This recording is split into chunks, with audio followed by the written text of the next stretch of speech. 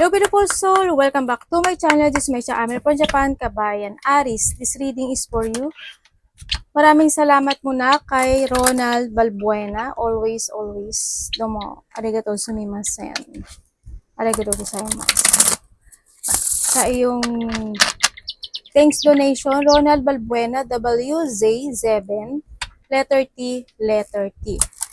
Ronald Balbuena, WZ7, letter T, letter T. Siyempre, sa aking mga subscriber, new subscriber, cross-watcher, sa mga bagong pasok dyan. Welcome na welcome kayo sa bahay ni Ate Aimee. Maraming salamat din sa nakataba ng puso ninyong mga comments. Sa mga nagpa-personal reading, marami pong salamat. Kung gusto nyo na energy nyo lang talaga, ang gusto nyo makuha natin, ay... Nasa baba ng video na to, how to contact sa akin in description below para sa mga magpapa-personal reading. This is a general reading. Aris, kunin mo lang sa'yo at itapon ang hindi lang sa'yo. Maring ito is a vice versa. Energy mo, energy na asa na yun. Energy ng person mo. Nangyayari, or mangyayari pa lang. Use your own intuition. Lawakan natin ang ating isipan. Madami kayo energy ha. Energy reading tayo, ano man ang gender mo, ano man ang edad mo, ipasok mo. Tandaan nyo, kayo pa rin ang makapagpapabago ng buhay nyo. Aries, this week.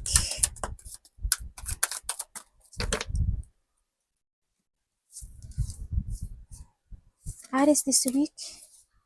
Live of faith.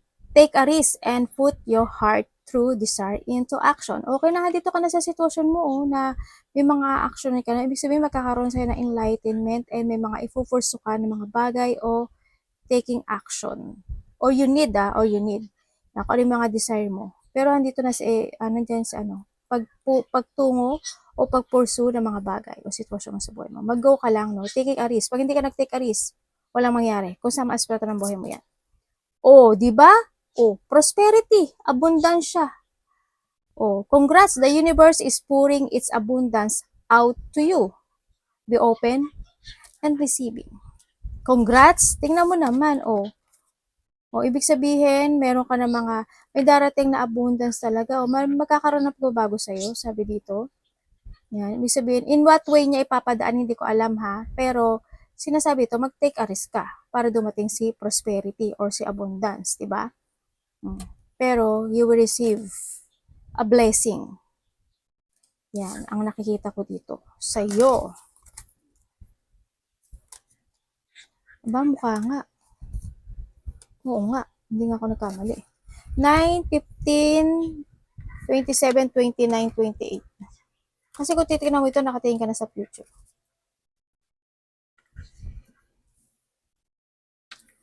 Meron tayong Libra, Aries, Leo. Okay.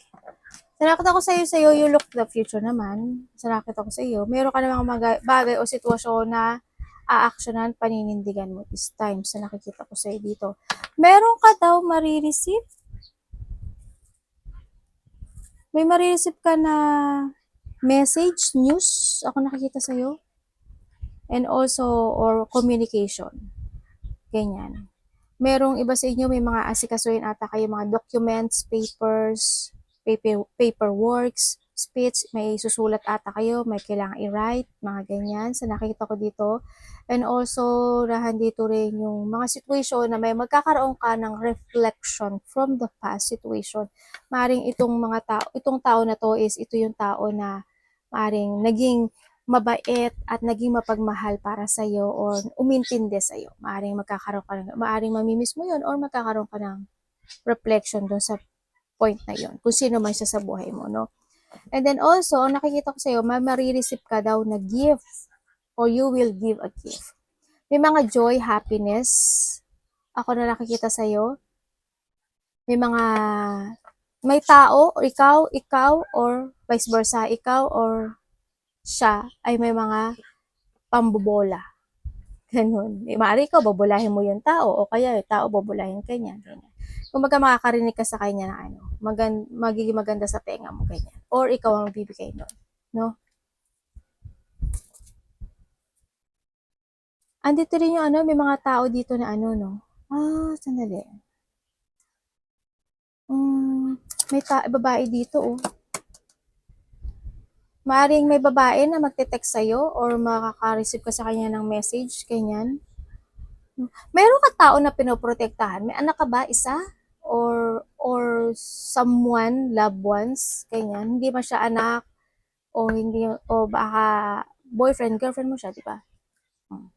Ganun. Mayroon kang pinoprotektahan dito sa nakikita ko sa ito. O you want to protect someone, something, yung mga ganun. So, and sinasabi rin dito na iba sa inyo may siguro you are a leader, a boss, kung ano may meron kayo, no? Andun yung power kasi, you have a power to lead. Kumbaga nahandun yung leadership energy na nakikita ko sa'yo dito. Ganyan. Kumbaga, alam mo paano mag-manage or alam mo yung mga marunong kang mag-handle. Ganyan, sa nakikita ko sa'yo dito. Yun. Maaring with love sa babae na to, nagkakaroon ng quarrier or siya yung nagkakaroon ng reflection sa'yo or naaalala mo siya or kung sino man siya in life. Tingnan natin ang iyong energy. Congrats ngayon pa lang, congrats na. Ay, meron kang golden opportunity.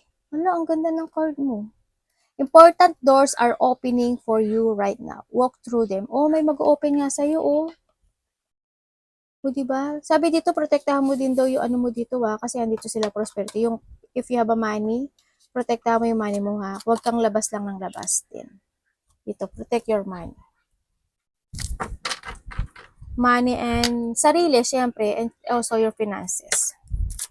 May mga mag-open sa'yo. Ano energy ni Aries this week, universe?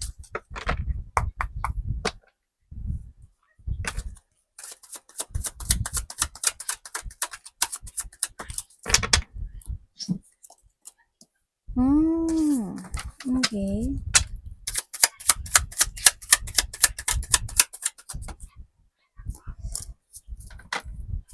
Ano po ito?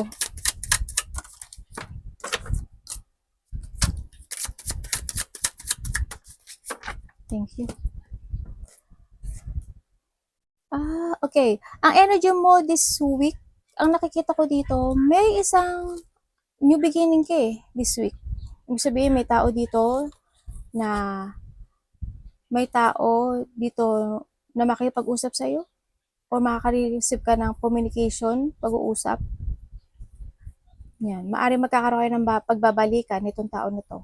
O kaya naman magkakaroon kayo ng pag-uusap sa isang tao na maaari mga gagawin na kayong project. Kasi sabi ko, di ba, may mga may mag-offer na door sa'yo. Yan, may mga gagawin kayong project, pagkakaperahan, ganyan. May magkakaroon ng pagkakasunduan muli o pag-uusap muli, no, ng isang tao sa buhay mo. Someone want to commit dito sa nakita ko dito. In the past, nagkaroon ng mga breakup, nagkaroon ng mga nawala ng trust, nagkaroon ng hindi pagkakasundo, may tao na hindi kayo naging same page dito, kumbaga hindi naging imbalance yung relationship sa nakikita ko dito, or maari din sa iba sa inyo is may tao na ginagamit ka lang niya o manggagamit or vice versa. Okay. Ako nakikita dito, no, magkakaroon kung sa relationship to, magkakaroon ng resetting. Sabihin, magkakabalikan kayo or magkakaroon ng pag-uusap muli. At maaring itong tao na to ay humingi siya ng sorry o pagpapatawad at one more chance. Ganyan. This week, nakikita ko sa'yo energy mo, it's more on idea, yan, more on thinking how to create, may inspired ka this week sa iba sa inyo, may mga gagawin kang project, or may mga pufukusan ka at doon ka magko-concentrate, may mga ganun. Ako nakita. There's a breakthrough situation ako nakikita sa'yo. If there's an idea, ako nakikita na you want to i-pursue mo kasi there's a victory and success na naghihintay para sa'yo. Sabi ko nga sa'yo, abundance, prosperity, and leap of faith, pumunta ka na dun sa ilaw at may mga mag-open na opportunity sa'yo. Tingnan natin ang New beginning sa'yo, ibig sabihin, may isang bagay, isang sitwasyon sa buhay mo na magtatapos na. You will back to the zero for resetting or panimulang muli o sisimulang muli. O may sisimulan. Anong parating kay Aris?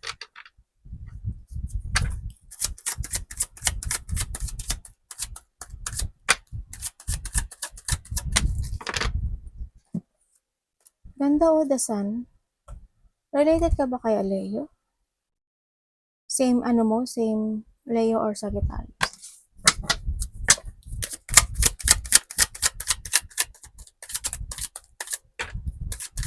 Parating sa kanya?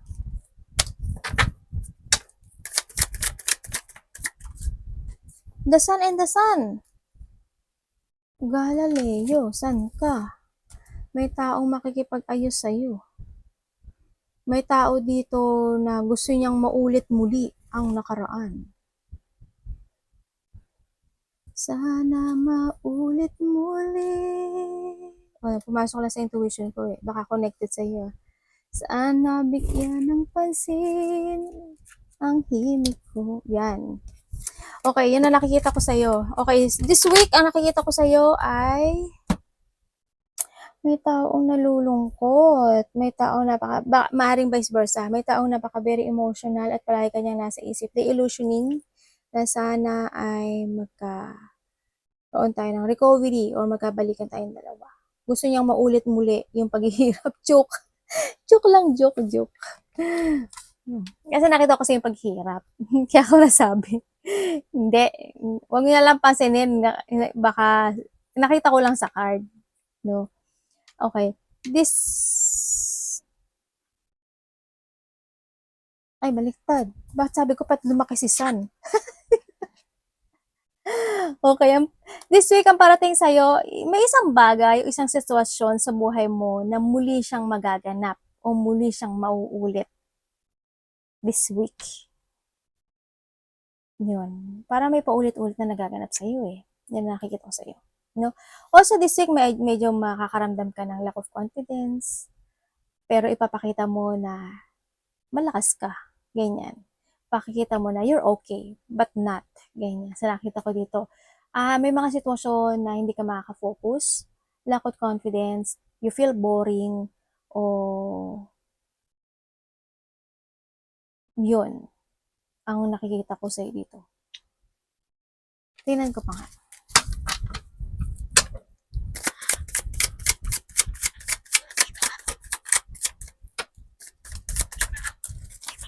Ay, makaka-receive ka na ng text message or communication with someone. No, sa nakikita ko sa'yo dito. Siguro within 8 hours, 8 days, 8 weeks, nangyari na or mangyari pa lang. Maring ganun. Maring makaka-receive ka ng text message or communication with someone. And also, may mga darating sa'yo na instant opportunity. I-grab mo yun kasi sayang din, di ba? Kasi andito si Sun. Dalawa yung Sun mo. You will be success. Ibig sabihin, may doon sa possibility na magkakaroon ka ng material success this week dahil doon sa opportunity na iyon. Yan, instant opportunity, on track as in. May mga biglaan din na magaganap o mangyayari na maaring ika-recover, ikasaya, or ika-enlighten mo. Yun ang nakikita ko sa iba sa inyo. Kasi magkakaroon ka ng enlightenment o nandito yung sitwasyon na sa iba sa inyo sa iba sa inyo is maaring magiging very independent ka na at you will free yourself in a situation na ayaw mo na. Ganun na. Sa iba, hindi lahat kayo. Anong dapat iwasan ni Aris?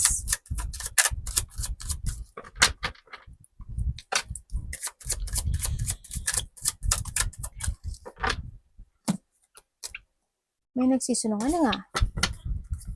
Someone's hiding. Bakit po ito dapat niya iwasan? Anong ibig niyo sabihin, universe?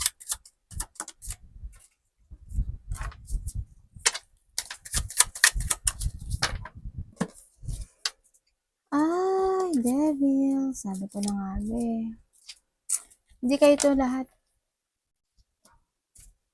Pero gawin yung ano, gawin yung para hindi maganap. Okay, iwasan mo daw, umiwas ka daw sa mga tao na nagiging toxic sa'yo, sa mga bagay o sitwasyon na hindi nagiging maganda sa'yo, o hindi makakatulong para ikaw ay mag-growth in life, no? Iwasan mo rin na hindi ka magkaroon ng pagbabago, iwasan mo ma-stress, ma-depress, ma-insecure, ma-let down na mga pangyayari o mga bagay o sitwasyon sa buhay mo, kang mawalan ng pag-asa, umiwas ka sa mga tao na disloyal, o sa depression, iwasan mo rin na iwasan mo yung mga bagay na addictions, temptation, o kaya ang mga or may maaaring mga toxic situation, ganyan. Umalis ka doon. Umiwas o umalis ka doon. Kung you have a bad habit, umalis ka doon. Alisin mo na 'yon, no? It's time to heal. Kung may mga bagay din na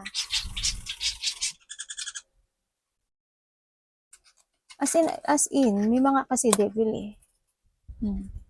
Iwasan mo talaga na hindi ka maka-move on, hindi ka makapag-heal. Iwasan mo yung magkaroon ka ng doubt sa sarili mo. Iwasan mo na matakot ka from the unknown situation if you start a new beginning to your life. Iwasan mo magkaroon ka ng distraction kasi if you want to change sa buhay mo, iwasan mo magkaroon ka ng distraction doon. I-release mo yung limiting belief mo kung kinakailangan. And then, syempre, mag-go forward ka sa mga gusto mo aksyonan at umpisahan this time. Siyempre, enjoy life din daw. In a good way ha, in a good way. Kasi andito si Devi. In a good way. Enjoy life in a good way. Ulitin ko. Tingnan natin na iyong love. Kamusta po yung love this week ni Aris? Aris. Love is marami. Kapatid, anak, magulang, pamilya, karelasyon, kaibigan. Mari nagkaroon ng breakup pala, no?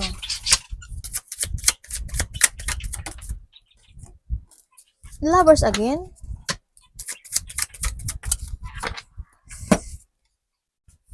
So, iba dito may karelasyon kayo. Vice versa, ha? Meron tayong Gemini, Leo, Taurus, Aquarius, Virgo, Taurus, Virgo, Capricorn, Aries, Leo, Sagittarius. Ayan. Yan ang mga nandito. Okay, iba sa inyo, ano na kayo eh, nagkaroon ng breakup. No?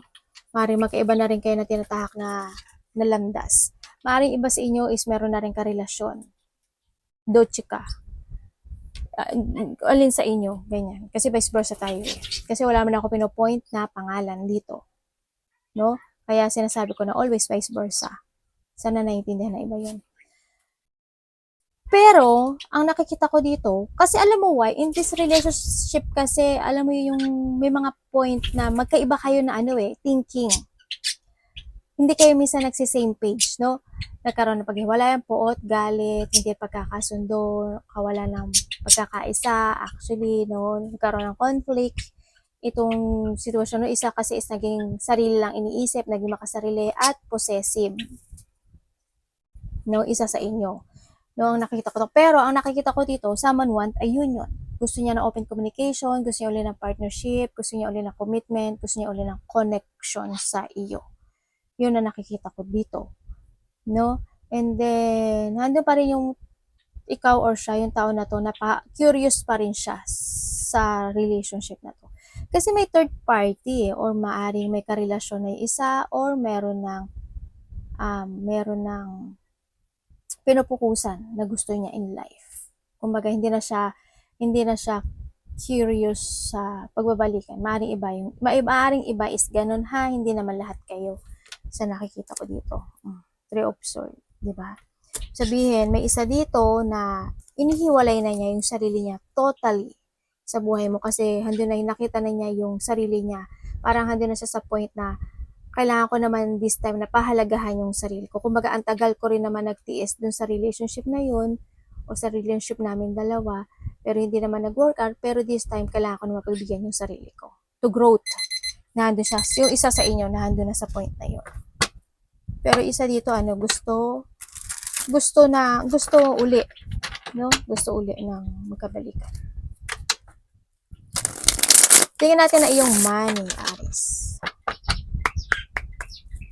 Kamusta ang money ni Aries this week, universe? Aries money this week.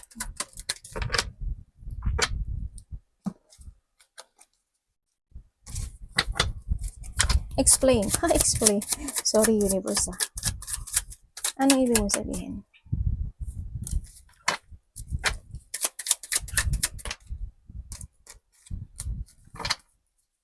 Ano po to? And then,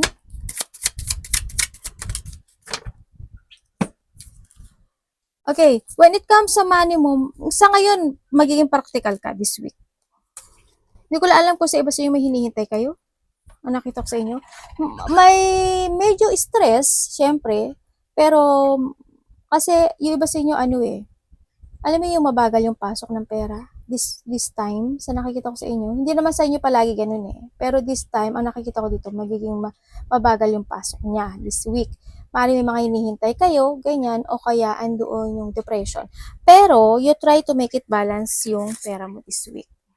Kumbaga, babalansahin mo talaga siya this week, no? Sa nakikita ko dito. Kumbaga, kung may mga gagastusin kang bagay, i-evaluate mo yun. Ay, kung ito mas mura, dito na lang ako, mga ganun sitwasyon. Ang nakikita ko sa'yo dito.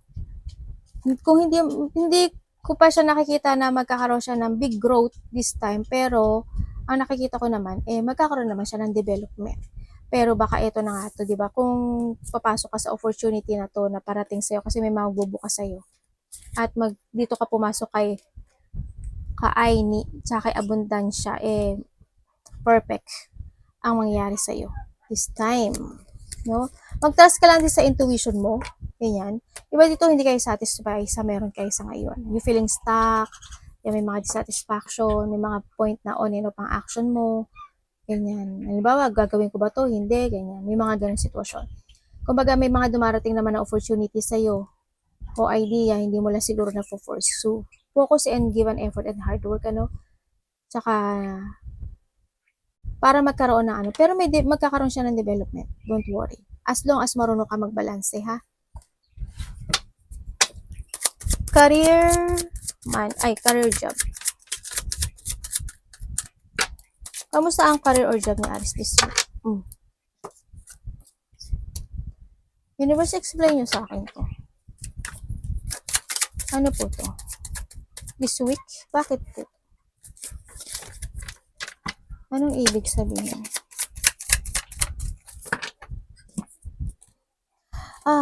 Galileo. Okay, this week, ang nakikita ko sa'yo, hindi ka magiging masaya. This week. Maaring magkaroon ka ng disappointment, maaring sa manager mo, sa kasama mo sa trabaho, sa sahod mo, ganyan. Yung career mo, hindi ko nakikita magiging masaya. Hindi ka masaya Hindi ko alam why, pero hindi ka masaya. Pinipilit, parang pilit. O kaya, halimbawa, kung may business ka, di ba? Hindi siya ganon na medyo, this week, medyo matumal or medyo malas ang nakikita ko sa'yo dito. Yan. Bakit mo ate nasabi, Diba? Kaya nakita ko sa'yo, medyo may lungkot ako nakikita sa'yo when it comes sa career or job mo this week sa nakita ko dito. Kumbaga, hindi siya masaya or maaring negativity, you feel empty, drain, magbaring frustration o isolate ka this week sa situation mo, sa career mo. Yun ang nakikita ko sa'yo dito. May mga lungkot sana something lost or hindi ka lang talaga masaya siguro, ganyan, baka naboboard ka lang, ganyan, no? Ang nakikita ko sa'yo, baka handito ka sa sitwasyon mo na gusto mo nang umalis o maaring iba sa inyo wala kayong trabaho, maaring may tao lang na susuporta sa inyo dito. Yun ang nakikita ko sa iba. Mag-action din, no? Hindi naman kayo lahat yan. May tao lang na ako nakikita. Advice. Maring may tao lang na nakasandal sa isang tao na nagbibigay ng suporta sa kanya. Kumbaga umaasa. May trabaho man siya pero mas umaasa siya na suportahan siya. Naku, wag naman yun. Advice po kay Aries. Hindi kayo lahat yan ha.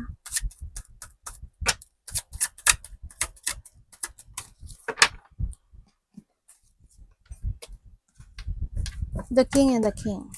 Iba sa inyo may business kayo, no? Malaki man o maliit yan.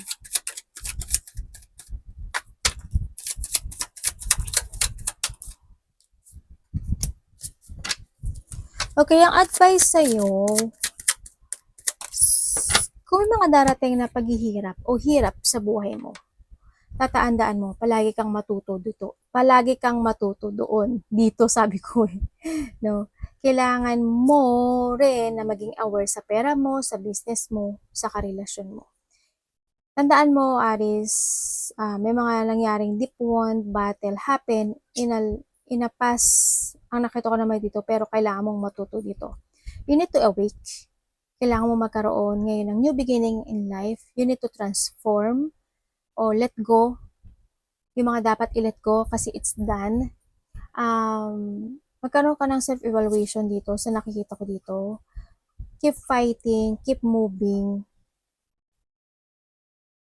Huwag kang masyadong ma-burn out sa mga bagay o sitwasyon if ever na meron ka in the past. Ang kailangan mo lang dito is magdesisyon at mag-move on. Ganyan. It's time to decide, no? And siyempre, sinasabi rin dito na you need to be aware sa lahat ng bagay o sitwasyon mo sa buhay mo. Maging aware ka rin din sa feelings ng ibang tao. Maging aware ka rin sa nararamdaman mo o nararamdaman din ng ibang tao. Pahalagahan mo yung mga tao na nagbibigay ng love or pagpapahalaga sa iyo. Kaibigan man yan, karelasyon man yan, ganyan.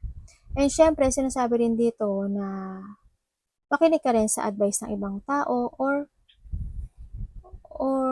kumbaga wag mo lang pakinggan lang yung sarili mo. Kung hindi naman ibig sabihin na kapag nakinig ka ng advice sa ibang tao, gusto mo na yun, di ba? Pwede ka rin makinig. If you want to adapt or gusto mong gawin yun, okay lang. Kung ayaw mo, it's okay lang din, di ba? Para magkaroon ka lang din ng idea. Yun ang sinasabi. You need to learn from the past. Okay? Life-changing decision na to no, sa buhay mo. Kinakailangan. Yun. Arigato namaste. Ay, sabi pala dito, itama ang mga mali. No? This is a time na magkaroon ka ng clarity or this is a time to make a decision and balancing at syempre, yung mga pagkakamaling naganap, tama na. At i-correct. Arigato namaste. God bless.